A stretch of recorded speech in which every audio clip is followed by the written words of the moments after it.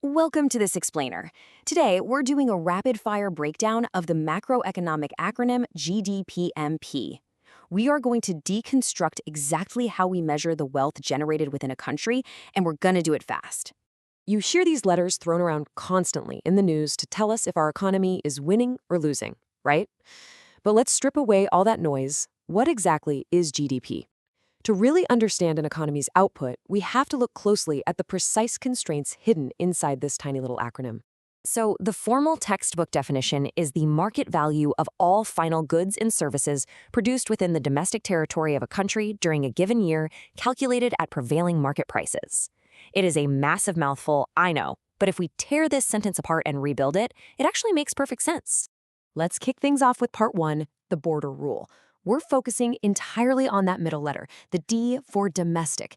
That single word changes absolutely everything about how we calculate economic output, because domestic is strictly a geographical concept.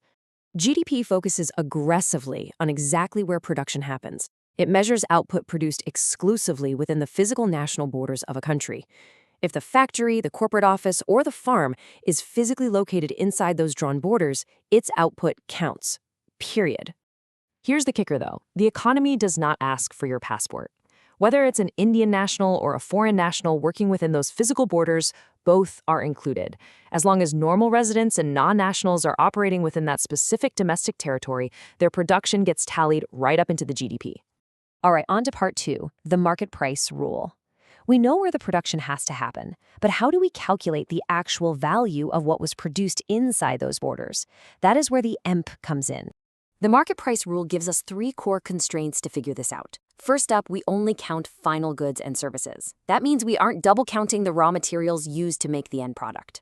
Second, they're valued at prevailing market prices, meaning the actual price tag a consumer pays right now. And third, this is all measured over a given year. It's a precise snapshot in time. Putting it all together gives us an ultimate synthesis to lock into memory. GDPmp is simply physical border output multiplied by the current checkout price. It's the total volume of final stuff made inside the physical lines multiplied by what it costs to buy that stuff today. Now, since we have established that GDPmp is completely obsessed with borders, it leaves me with this provocative thought. What happens to the math when our own citizens produce goods in another country entirely? How do we measure that wealth? Keep that question in mind, because that is exactly where the leap from domestic product to national product begins. Thanks for joining me on this explainer, and I'll catch you next time.